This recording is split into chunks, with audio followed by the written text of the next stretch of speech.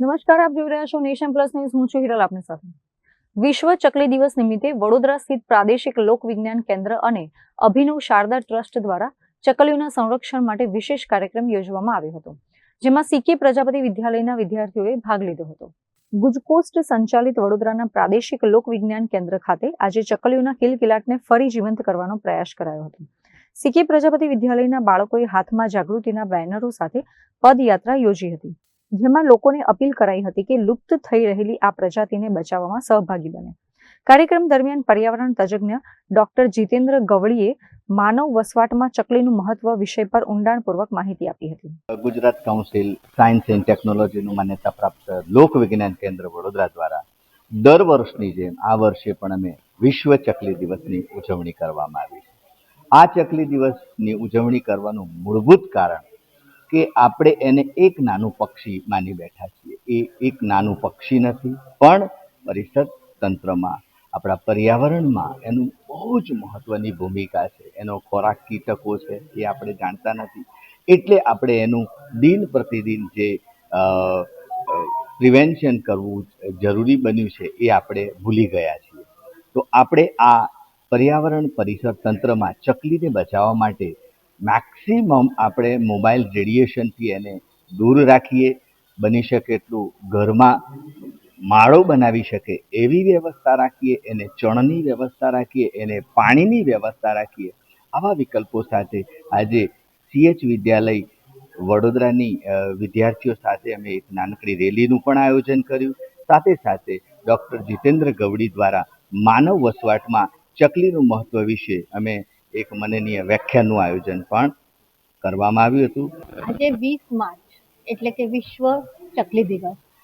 આજે આ દિવસ આપણે જે સામાન્ય રીતે જોવા મળતી ઘરોમાં બહુ જ કોમનલી જોવા મળતી ચકલી માટે આપણે ઉજવીએ છીએ. આ દિવસ કેમ ઉજવવાની જરૂર પડી? ખાસ તો એટલે કે જે આપણે ગણતરી કરીએ જો ચકલીની, તો આપણને ખબર પડી કે ચકલીની સંખ્યા બહુ જ ઓછી થઈ રહી છે. ધીરે ધીરે સંખ્યા એટલી ઘટી ગઈ કે હવે જે આપણે રોજ આંગણામાં દેખાતી ચકલી હવે જોવી દુર્લભ થઈ ગઈ છે. તો આજની પેઢીમાં આ વસ્તુ માટે એમને જાગૃતિ આવે એ માટે થઈને આપણે વિશ્વ ચકલી દિવસ ઉજવીએ છીએ. આપણા ઘરોમાં હવે કબૂતરને ના એન્ટ્રી ના થાય એના માટે આપણે નેટ લગાવી દીધી છે. આનાથી જે દુરુપયોગ થયો છે કે જે બાલ્કની હતી, જે આપણા ઘરોમાં ફોટોગ્રાફની પાછળ ચકલીઓ માળા કરતી હતી, એ થવાનું બંધ થઈ ગયું છે. એટલું જ નહીં, એના જે હેબિટેટ છે એટલે કે શ્રબ્સ એટલે કે નાના ઝાડ જે ચકલીને ખૂબ જ ગમે અને જરૂરી છે એના વસાહત માટે, એમાં પણ આપણે ડિગ્રેડેશન કરી દીધું છે. કારણ કે અર્બનાઇઝેશન એટલું બધું થઈ ગયું છે કે આવા નાના શ્રબ્સ આપણને જોવા જ નથી મળતા. માટે ચકલીની સંખ્યા ધીરે ને ધીરે ઓછી થતી જાય છે. આ દિવસ નિમિત્તે આપણે જો જાગૃતિ લાવી શકીએ કે ચકલીનું હોવું જરૂરી છે, અને એક નાનો એવો પ્રયાસ લોક વિજ્ઞાન કેન્દ્ર દ્વારા કરવામાં આવ્યો છે કે આપણે ચકલીના માળા ડિસ્ટ્રીબ્યુટ કરીએ. આ જે માળા ડિસ્ટ્રીબ્યુશનનું છે, આ સમય એકદમ એના માટે પ્રોપર છે. કેમ? કારણ કે હવે ચકલી માળા બનાવવાનું શરૂ કરશે. આપણે ઘરોમાં તો જગ્યા રાખી નથી એમને માળો બનાવવા માટે, એટલે આ માળા જ્યારે છોકરાઓ વિદ્યાર્થીઓ પોતાના ઘરની બહાર રાખશે, ચકલી એને એક્સેપ્ટ કરશે.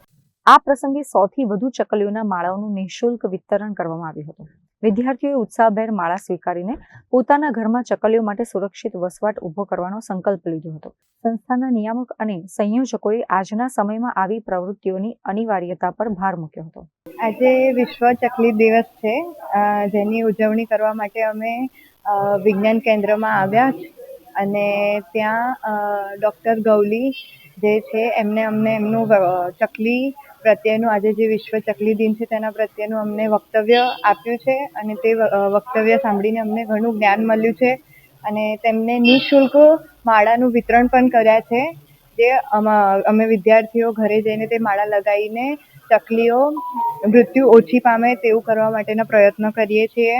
અને CH વિદ્યાલયમાંથી અમે રેલી કાઢીને અહીંયા આવ્યા છીએ, અને સરે અમને ઘણું સારી રીતે વક્તવ્ય આપ્યું, જેના દ્વારા અમને ઘણું સારું જ્ઞાન મળ્યું કે પશુ પક્ષીઓને મૃત્યુ આપવું નહીં, તેને બચાવવા માટે પાણી ને અન્ન આપવું, તે જ્ઞાન તેમને અમને આપ્યું. Bureau report, nation plus news, Vadodara. સમાચારોના સતત અપડેટ મેળવવા માટે અમારી નેશન પ્લસ ન્યૂઝની યુટ્યુબ ચેનલને સબસ્ક્રાઇબ કરો, બેલ આઇકન દબાવો અને જોડાયેલા રહો ફેસબુક, ઇન્સ્ટાગ્રામ અને ટ્વિટર પર.